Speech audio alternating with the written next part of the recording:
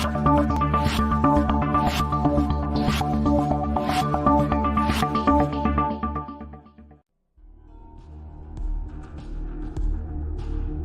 you ever wondered what truly goes on in the night?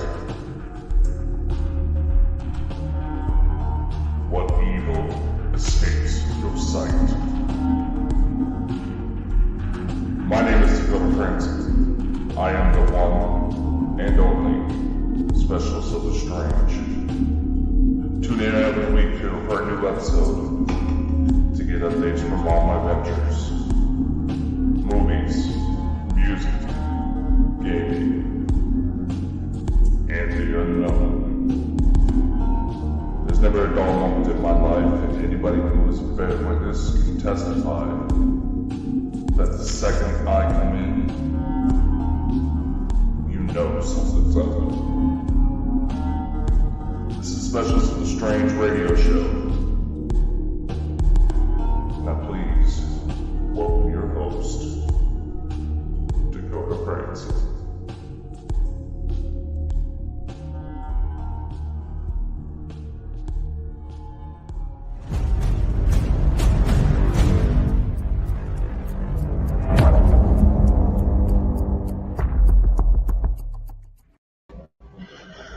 Hello, everyone, and welcome to another brand new episode of Specialist of the Strange radio show. My name is Dakota Franson, and it truly has been a while, hasn't it?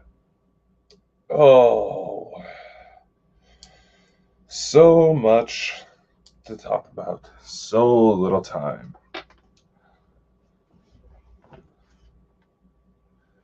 Where to begin? Truly, where do we begin? Well, let's first start out with this show. We took a break from it for a while because, well, running out of material and life was just starting to get in the way. It sucks when it unfortunately happens.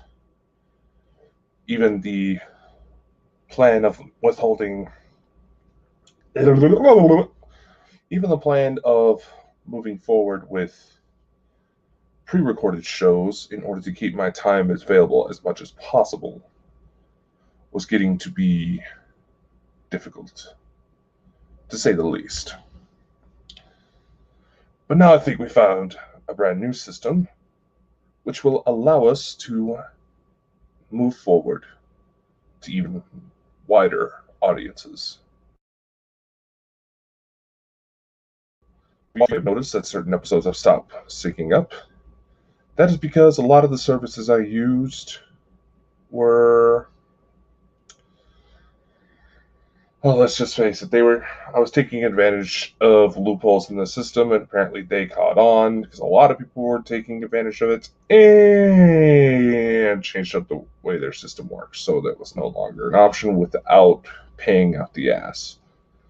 Which, when you're starting up a company, and just trying to do this as a bit of a hobby, maybe make a little extra money on the side, not exactly something you can afford in most cases. But it is what it is. So, here's the new format. I will pre-record these shows through StreamYard. You will be able to watch it through Facebook, Twitter, YouTube, Twitch, and more.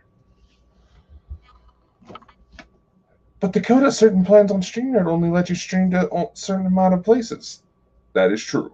But if you're where I'm only doing 2 shows through this platform, it opens up a lot of hours. And keep it roughly about an hour time slot, leave myself some room for any outside events I decide to do. Well, that just works out, doesn't it? The 2 shows. Now, what do I mean by that? We'll get to that in a second. So essentially how it works, I go to StreamYard, I record. This will allow me to potentially bring on guests. This will bring on recaps of old shows. We'll call them rewinds. Bring in new shows. as well as keep our avenues expanded as much as possible. So, like I said, we are now streaming on Twitch as well. So, hi, Twitch. This will be fun. This will be fun. Now, 2 shows on here. What does that mean?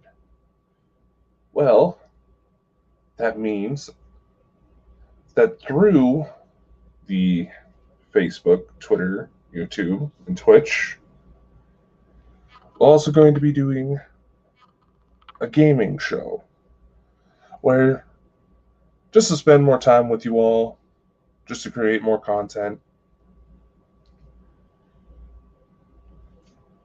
we'll pick a random game, sit down for a bit, record.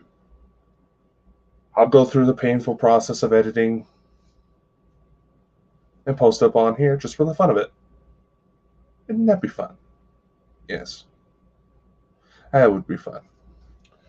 And also, we're going to utilize TikTok a bit more. Some of you may be familiar with my TikTok channel. I like to do just kind of random videos on there. Random funnies and things like that.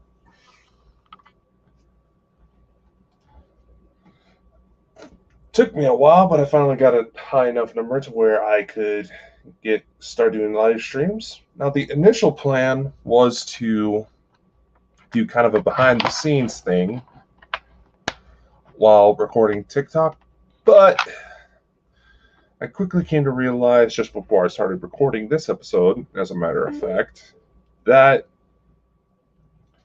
I was going to get too distracted. So I think the best course of action will be to pull the replay clips, post them up on the YouTube later for your viewing pleasure. Because I am a total dork. Anybody who's known me long enough can testify to that. Oh, let's see. What else do we have in the lineup?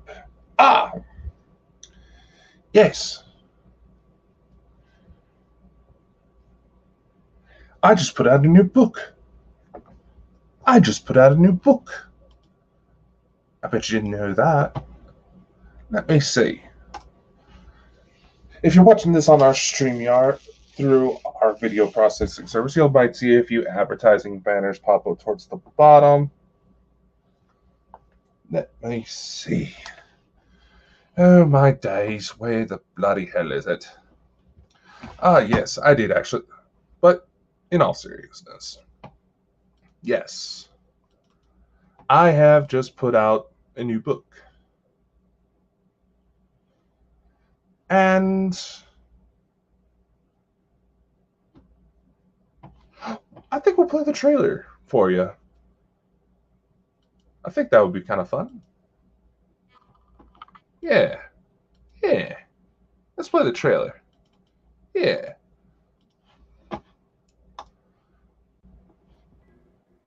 You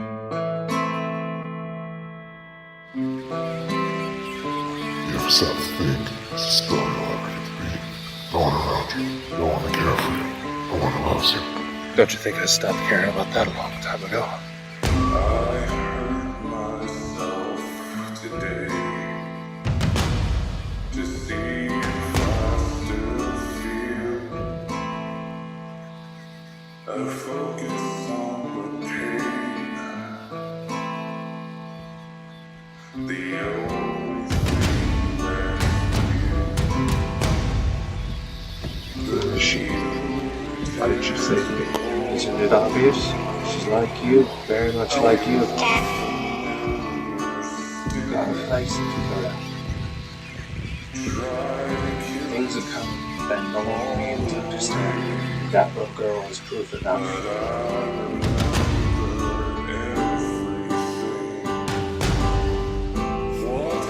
Why her? She's just a kid. Why me?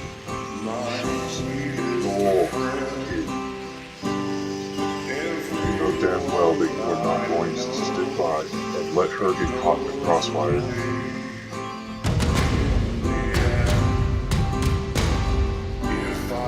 It's worth much longer. truly her as much as she needs you.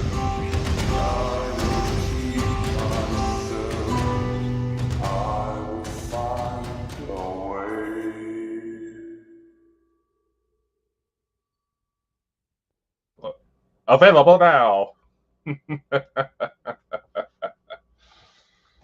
I'm quite proud of that trailer, actually. The title of the book is Dear Coda, Time to Fess Up. Because, quite frankly, I've come to the realization lately that if I want to keep going, to keep taking on the things in the world I've been doing, to keep going, basically, okay, I'm kind of repeating myself, but basically, I've come to the point where I realize that if I am going to fully embrace who I am as a person, fully take on the fact that I am closer than ever before to taking on many of the things I've dreamed about, I need to start being more upfront. And that's what this book is about. Dear Coda, Time to Fess Up. It's available on Amazon, Barnes & Noble. I believe Target is selling copies online. Just give it a quick Google search, type in my name. You should be able to find it pretty easy. This is actually published through an actual company instead of me just self-publishing my stuff like I normally did. What's this? We actually landed a publishing deal? Kinda. You see, my friends and I at Parachills have a publishing arm. It's like, whoa, wait a minute, Dakota, I thought you left Parachills. I did. For a little bit. There were some personal matters that came up, and well, it was just time. I don't know. I needed to do a little bit of soul searching. I needed to do just a little bit of soul searching.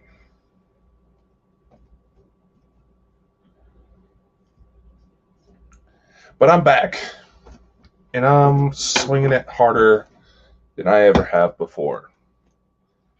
Why? Because once again, if I'm going to fully embrace who I am, fully embrace the fact that I'm closer than ever to achieving many of the things I've dreamed about over the years, that's what I need to do. And you know what? I'm glad it happened the way it did. Why?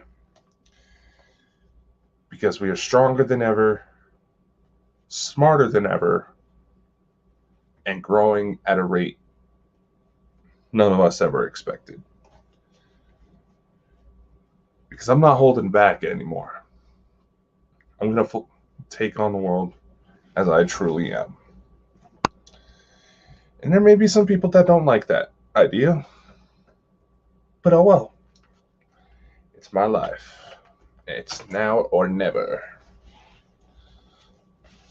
Because I know I'm not going to live forever. Yes, I'm quoting Bon Jovi lyrics. Sue me. It's fitting. Whew, it's hot in here, but what else am I supposed to do when they recommend you turn off all the functions to be able to keep yourself cool in order to record clear audio? Oh, the bitches of being in showbiz. Anywho. So yes, Parachills actually has a publishing arm. We do offer paid services, yes. But you can also go through the traditional publishing route. Yes. And if you pass the review, we'll publish your book, cover all costs. And guess what? No cost will come to you. We just simply take 20% of your earned royalties. An 80-20 split in favor of you. That has got to be one of the, if not the best deals out there in the publishing business. We also have graphic design services. We have our own merch store. But I'm just going to say that. I'm just saying. I'm promoting Publix a little bit more because, well, on top of being the executive director of Parachills, I'm also the general manager for Publix. And it was an opportunity to not only help publish my book, but to get myself familiar with systems that I have not yet had experience with. I'm going to be completely honest here. Now, for those of you who may be interested, links should be in the description to be able to find all the information you need. If not, feel free to message me on any of my social media platforms. All messages go directly to me. I am not big and fancy enough to have my own assistant or social management team in order to keep an eye on that shit. So, yeah, everything's run through me. Oh, what else? Oh, yes, I was going to say, if those of you who may be interested in publishing with us, our main thing is we want to try to give unknowns a chance. Yes, it's because Parachills as a whole is barely a little over a year old, and it's going to be newbies that have better, who are probably going to be more inclined to work with us, but the publishing world is it's great. It's messed up. It's aggressive out there. And we want to change that atmosphere, as well as help fund some of our other operations. And you're more than welcome to join if you like. Oh, I keep bouncing around it. How does 42,000 retailers sound to you, on and offline?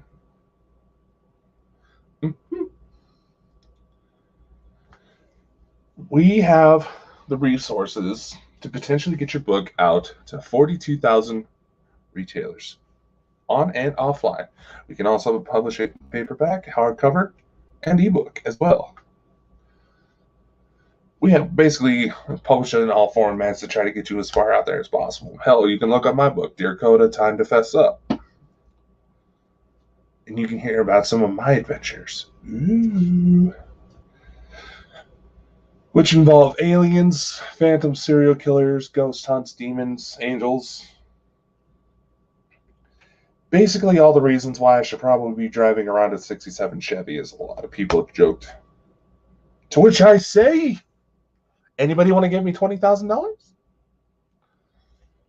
I saw this little contest on through TikTok called Resto Mods, where they give away old school cars that are upgraded and modified to fit more modern standards. And I'm just like, and they got a 66 Chevelle. Ooh, no, this is not an advert for them. I just like the cool look. And where it's an older car, chances are it has a little bit more legroom, which for those of you who don't know, I'm 6'7". I kind of need it. Otherwise, say for example, if I'm borrowing my mother's car for whatever reason, I don't know, it practically looks like I'm driving out of the back seat, which is true. Oh, my days.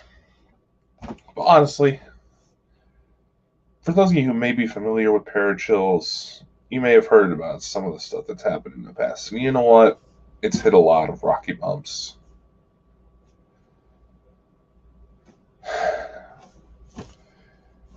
But in my time away, I've come to realize that in spite of all those rocky bumps, Parachills has honestly given me things that I've spent years looking for.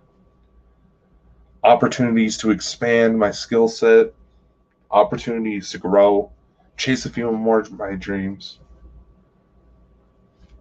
But most importantly, family. It gave me a family that I've been searching for years. And I wasn't expecting that. Wasn't expecting that at all. And on top of this, those of you who've been following my adventure, because you are familiar with the story about Olivia, my potential time traveling daughter, because of parachills. Because of parachills. We actually have a new update on that, and it's big. Oh, is it big? I never expected this. And what is that update? Well,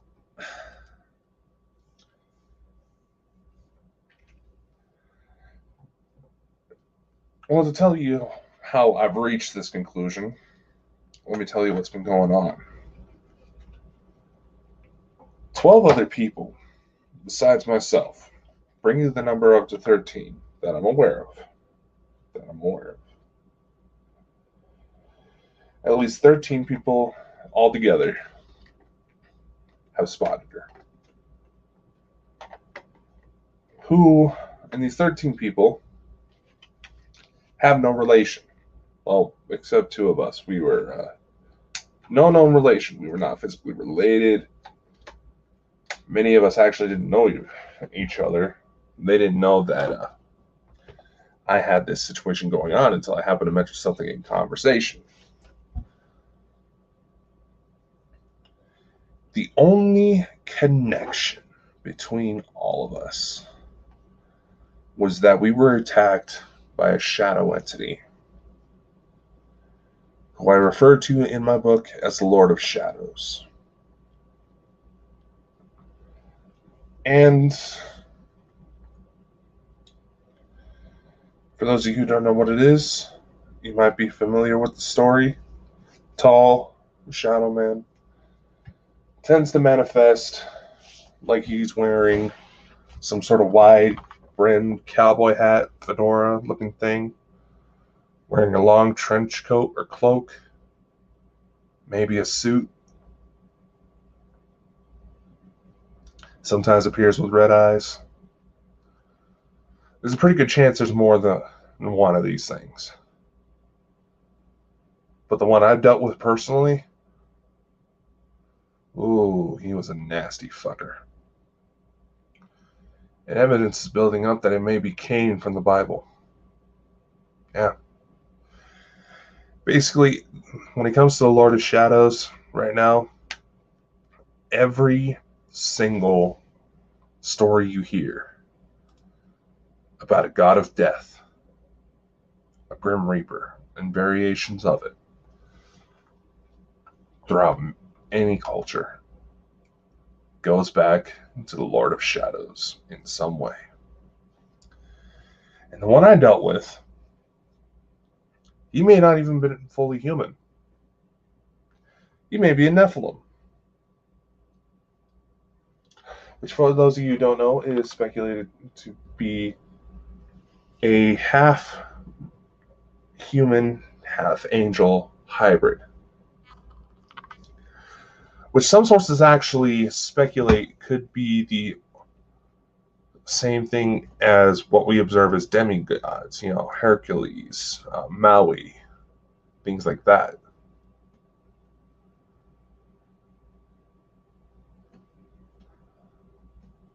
It certainly opens up a lot of possibilities. Now, where does the connection to aliens? Did I bring that up? I honestly don't remember. Anyway.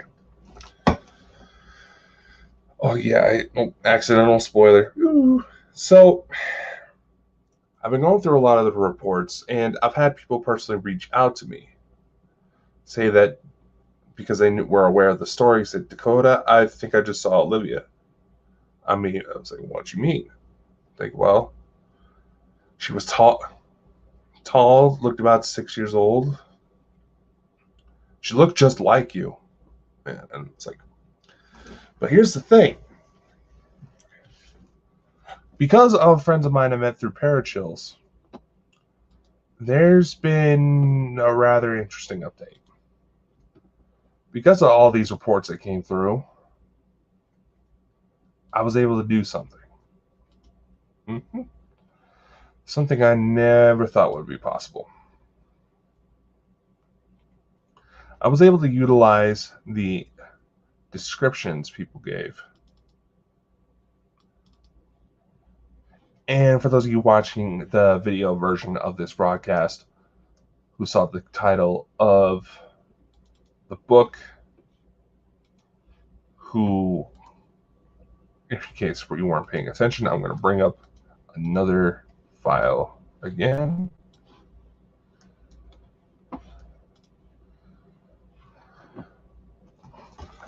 Olivia's been found.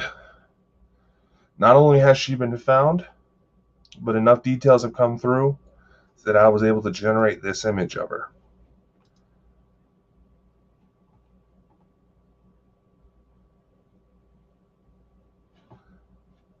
You got to admit, looks just like her old man. Now, the reason I was able to get this image is because a couple of my friends managed to capture an EVP of Olivia's voice. They didn't recognize it at the time, but they sent me the clip, and I was able to ID it right away.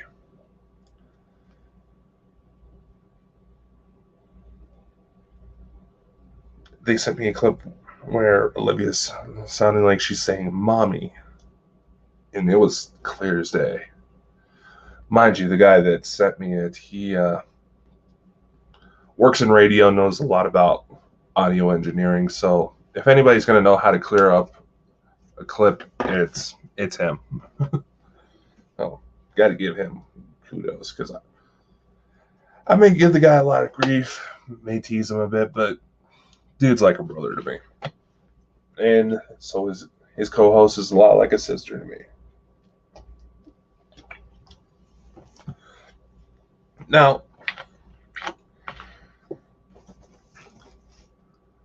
you may say, Dakota, is she saying mommy? Is she telling you who her mom is finally? Not necessarily.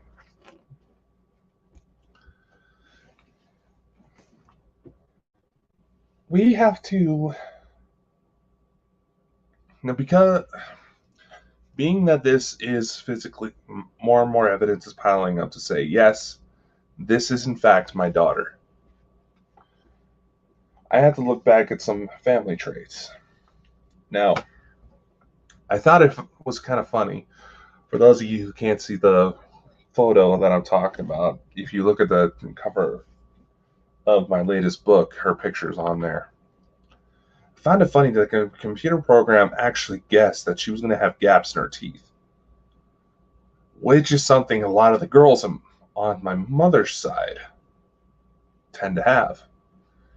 In fact, I'm rolling my eyes as I say this, but conveniently, she looks a lot like her grandmother, my mother. But here's the thing. Another thing is that I'm the only one out of my siblings who doesn't need glasses right now.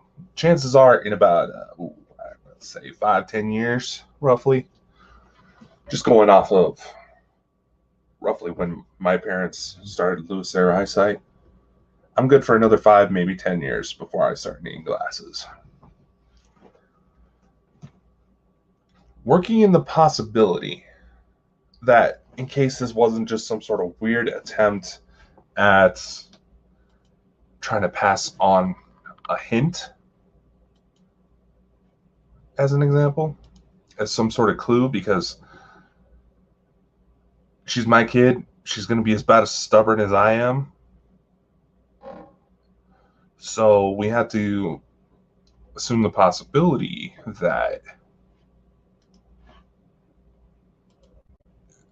even though whoever her biological mother may actually be is holding her back, Olivia might try to get clever and pass on hints to me. Now,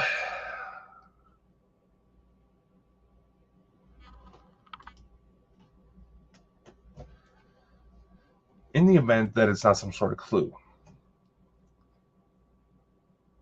or maybe she wasn't directly saying it,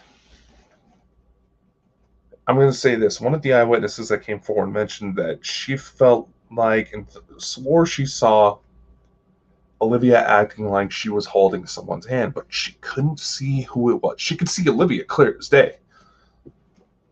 Randomly in the supermarket, apparently. Which I'm still trying to figure out if there's any significance to that, or they just figured out that that particular person would come forward, be able to put two and two together, come forward and say, hey, saw your kid. She's cute.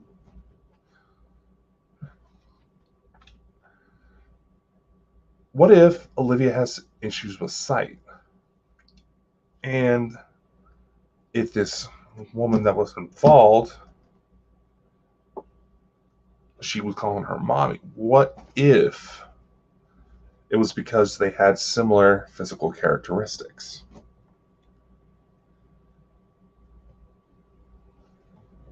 That's one way to look at it. But then something else happened. Some of you who know me through Parachills know that I've been conducting UFO experiments, trying to establish one-on-one contact. And based on some of the clips I've gathered, it's working.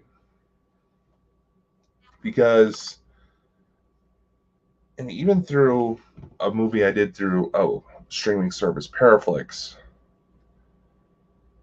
it seems like the UFOs are responding.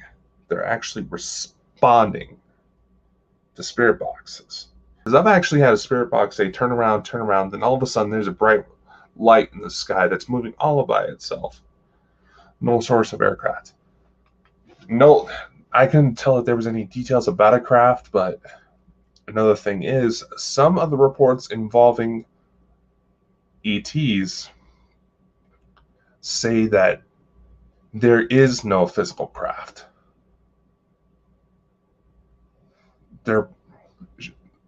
Whatever they're moving with is pure light. And if our militaries would try to crash into them or shoot them down, everything would just go right through it. It's not the first time that we've had stuff like this happen. We had several sightings of this back in the Second World War.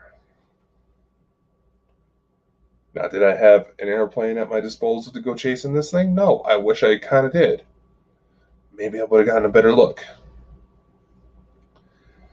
But here's the thing. When doing some of these UFO tests, a familiar voice came through, shouting "Daddy." And some of the clips I've gotten,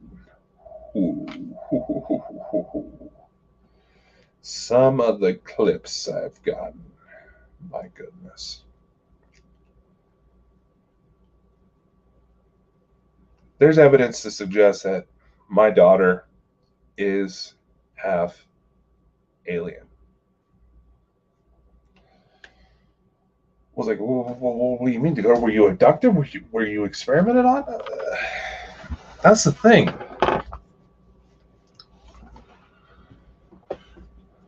I've always talked about how the supernatural has been a part of my life since as long as I can remember. It's been in my family bloodline.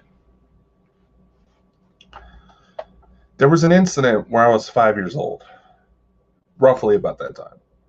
I've been searching through UFO reports to see if there was any craft sightings that would, around the same time, that would corroborate with it.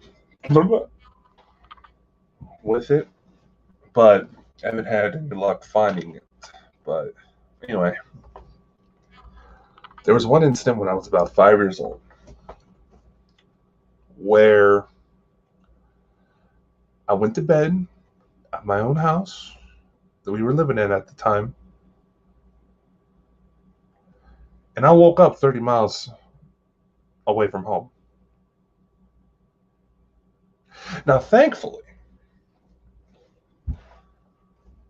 I had a bedroom at my house, and I also had my own bedroom at my grandparents' at the time. Thankfully, the place I woke up at was my grandparents' house. So at least I landed somewhere safe. To this day, they have no clue how the fuck I did that. My grandparents didn't know I was in the house. They'll say, oh, what if your mom dropped you off? Not long after I woke up, my mother is calling my grandparents on the phone, freaking out, thinking that I had been kidnapped. I could hear her on the phone freaking out. Dakota's missing, Dakota's missing, I can't find him. They're like, Shannon, that's my mom's name. Shannon, Dakota's here. They put me on the phone. My mom starts freaking out. Dakota, are you okay? Are you okay? What happened? What happened? How'd you get there? How do you get there? It's like, I don't know.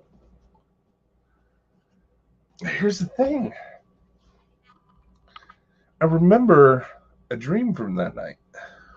It may have not even been a dream. It may have been some sort of weird sleepwalking state. I remember going from the house that I lived at with my mom at the time. And I remember going, like I was moving through the walls and going to bed at my grandparents. Now, honestly, when I was this age, the first thought that came to mind is, when I started thinking about it, I was like, do I have superpowers? Did I teleport? I'm going to be one of the X-Men! That was honestly where my thought was. I thought I was going to get to join the X-Men.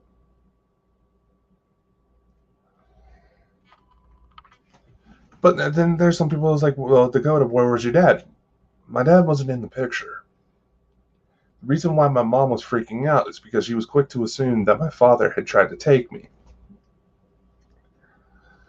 Now, the grandparents that I had my own room at were my mother's parents. My father was an abusive prick who's currently serving time behind bars for some of the things he did. Who has a chance of parole when I turn 40, but based on some of the things the guards have told me, it doesn't look like he's got much of a chance. Anyway, there was no way he would drop me off at my maternal grandparents' house. He hated them. He did not like them at all.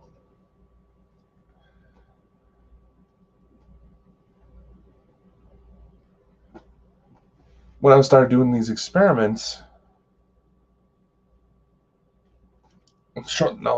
before I started doing these experiments, this was back in March, if I remember correctly.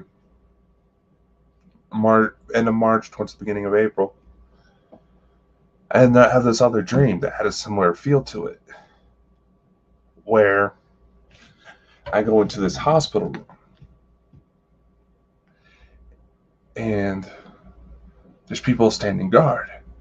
And I mean, these were huge. They were humanoid in shape, but they didn't look human. And I see this woman laying out in what looks like a kind of a futuristic bed. I can't really see a lot of details about her face, but she's holding a baby. Laying next to the woman was Olivia, my daughter. She looks at me and quietly says, "Daddy, come meet my new baby brother." I walk over, and sure as shit, there is a newborn baby that looks just like me.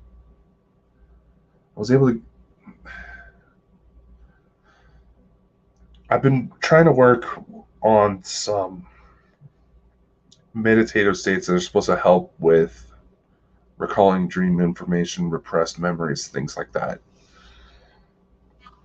And I'll explain why a bit more in detail later on. But the one thing I remember is that this woman had these huge, hypnotic blue eyes. They just had this glimmer to them. She was human, but she looked human, but not quite. I'm building up to something, I promise. Now, I look around the hospital room, I notice it's looking kind of funky. It looks like something I expect in a sci-fi movie or something. And there's this large window. And I look out, and the first thing that it reminds me of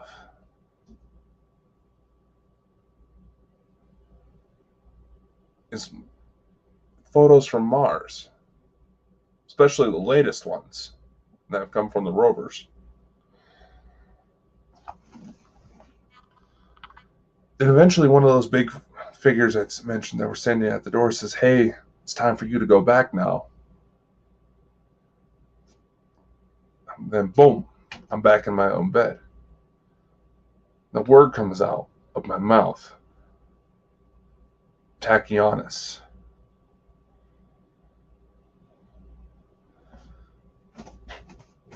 I go on to Google, start trying to research it, because for some reason I could not shake that phrase. Then it starts bringing up a lot of information about Pleiadians, humanoid extraterrestrials who are supposedly so similar to us genetically that our species can crossbreed and not have any negative effects on the children.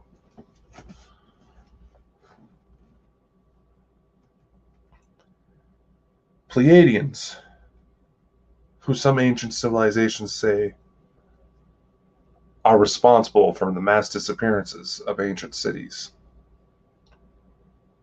Some ancient cultures say that their ancestors just went home, pointing towards the Pleiadians.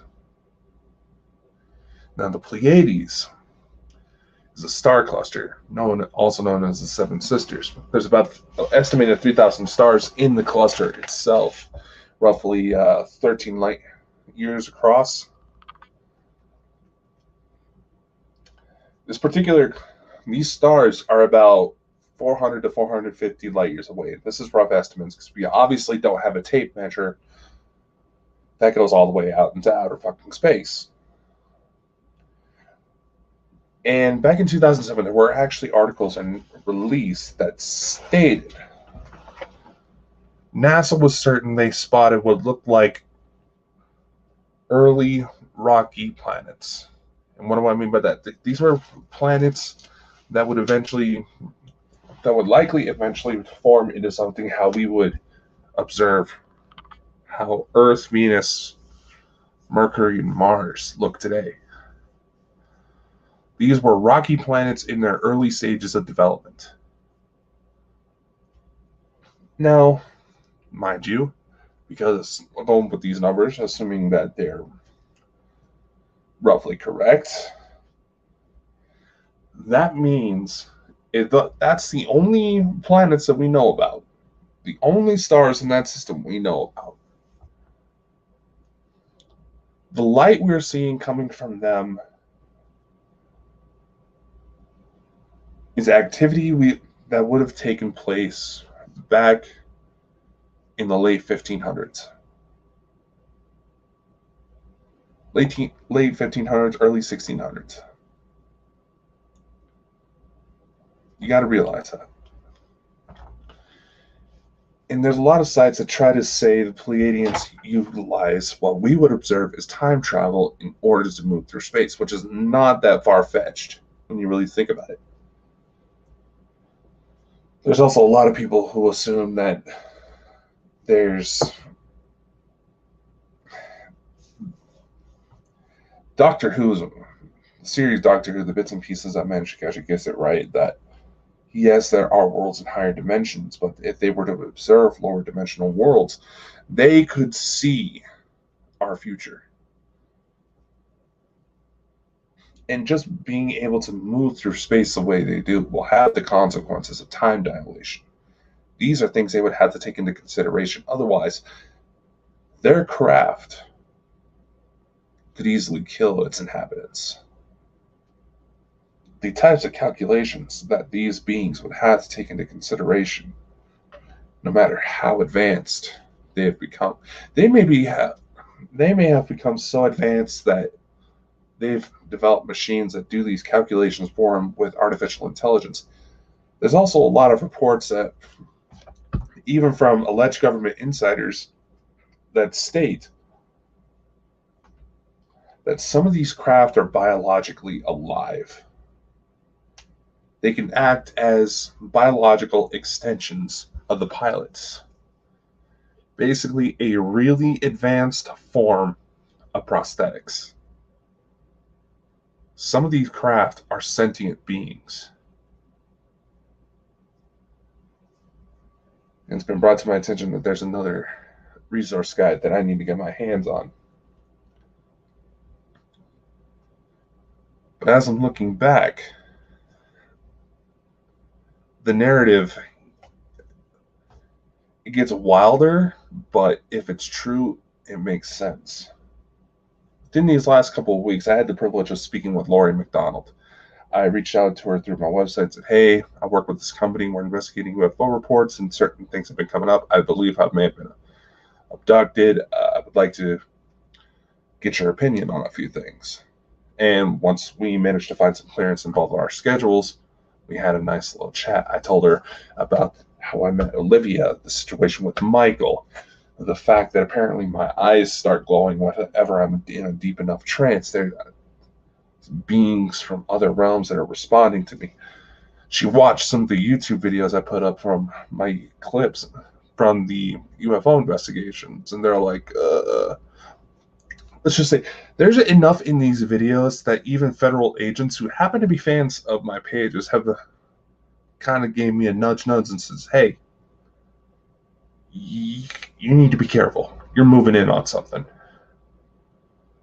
And it could get ugly. And to where if Lori McDonald's theory is correct, and using some advice from her and some of the things I've looked up, it brings a whole new narrative. It makes sense when you really think about it, but it also brings up a lot of questions, and I'm going to tell you what that was. According to my grandmother on my father's side, who was a woman who can see angels. I was skeptical about that claim at first, but the woman had answers to a lot of what I call me and God questions, basically things I would never tell anyone, even a significant other, so I could test psychic potential. According to my grandmother, the Archangel Michael, for some reason, has a special interest in my bloodline on my father's side. According to Lori McDonald, whenever some beings have a special interest like that, it is because that bloodline belongs to them. Her theory is that there's a chance I may actually be a biological descendant of Michael, the Archangel.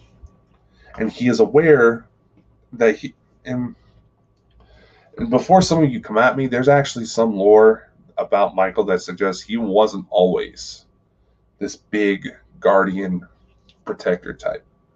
He was just as guilty as some of the Watchers when it came to procreating with humans. He had doubts about humanity at one point,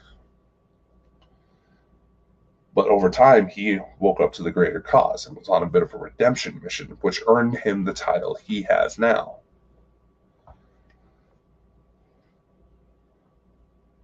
Michael physically saw to it to try to keep me alive. Listen, once again, this is going back to the story of there being some greater purpose.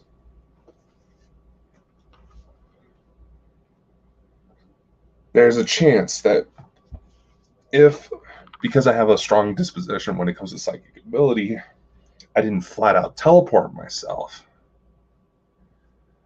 to my grandmother's house because I recognized that there may have been some form of danger nearby, and I had to get the hell out of there. And I just went to the first safe place I could think of, which for a lot of young kids, would be grandma and grandpa's house.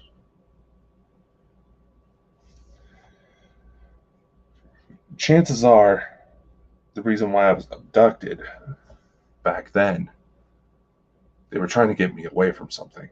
Something was on its way to try that could have killed me.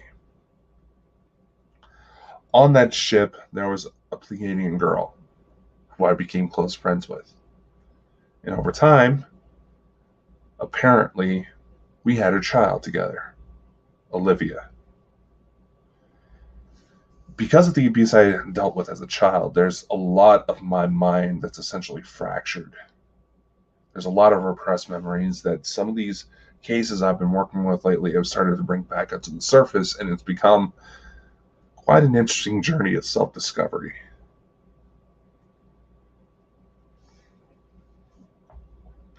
Because of how the craft moves, how the Pleiadians get here, time is not really a constraint. At some point, we had a child together. And when I tried to take my own life at the age of 12, because of my own dispositions, because of the situation where I was brought into being convinced that I was going to be nothing, I would be just like my father, Michael knew directly that the one thing that's going to catch my attention above all else was my own kid screaming, "Daddy, please don't do it." I already had a few paranormal experiences, but trying to figure out Olivia has been the one that has locked me in the most, for obvious reasons. Over time, the visitation still kept, but nothing stuck in my memory. Very little stuck. Anytime my life was on the line, Olivia was there.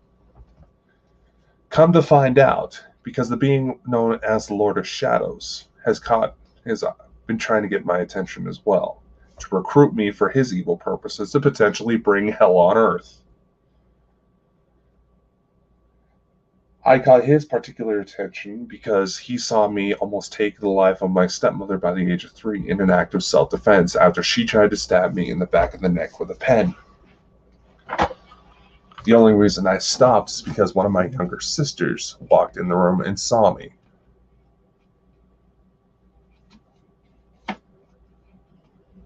When the Lord of Shadows attacked, and I'm just going to say it, yes, it's the Hat Man, attacked when we were on Parachills, Olivia and that woman started making more frequent appearances because something about me bringing the Hat Man's attention to a global audience pissed it the fuck off.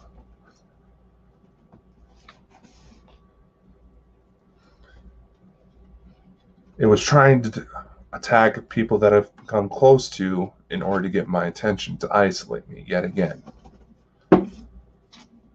To which Olivia, having closest connection to this earth, looking the most human, was taking it upon herself and her mother, with the guidance of her mother and the Archangel Michael, who I also forgot to mention that the Galactic Federation, or the Ashtar Command,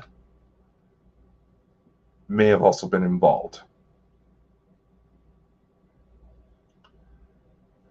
Yeah, allegedly, the Archangels that still work on Heaven's side, ETs observe them as well.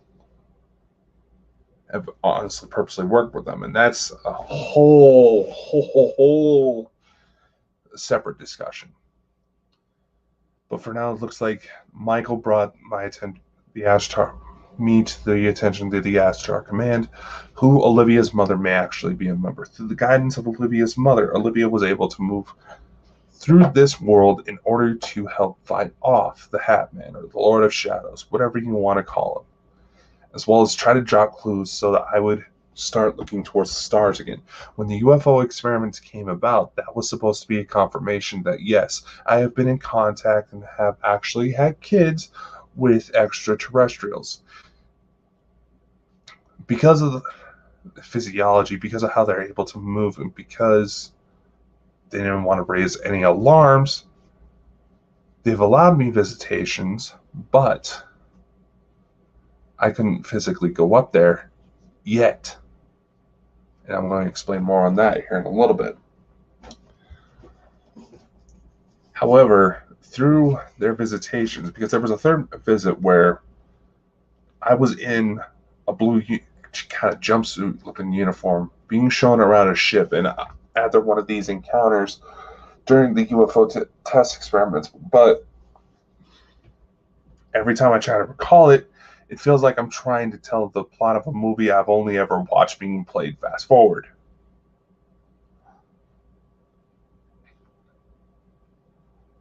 Olivia, that's where I met beings that matched the description of the Pleiadians. Olivia's mother being one of them, and I was shown around the ship like I was an old friend taking a tour of a friend's new apartment type of thing. And there were battle plans, and there are several contactees are saying that there is a form of warfare going on right now that I am a part of. Which means that the meeting between myself, a voodoo priest, and a demonologist later today, at the time of recording this broadcast on August 14th, 2021, means that something is going to come through. In fact, last night there was a message that I'm still trying to figure out whether or not it's of any importance. Draco is here. Draco is now. Does that mean we have a fight coming? That's going to be more for another episode. Be sure to tune in next week as we come back for more episodes. Follow my friends on with Parachills to catch all the shows we do there. Feel free to join us. Check out our exclusive line.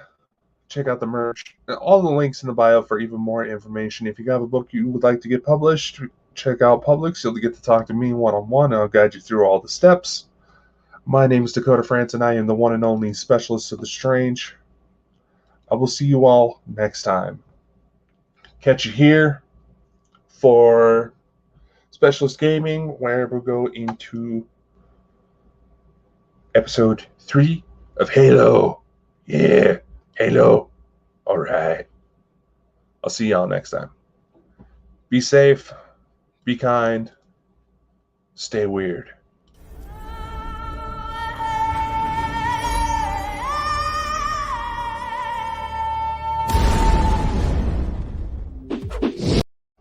Okay, we're having some technical difficulties.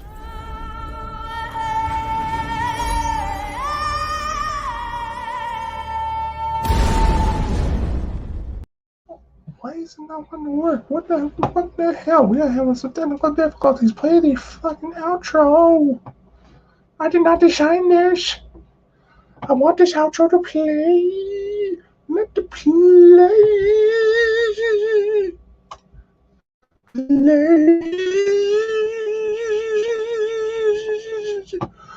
We may have to go through a back route. That's okay. There we go. All right. See you next time.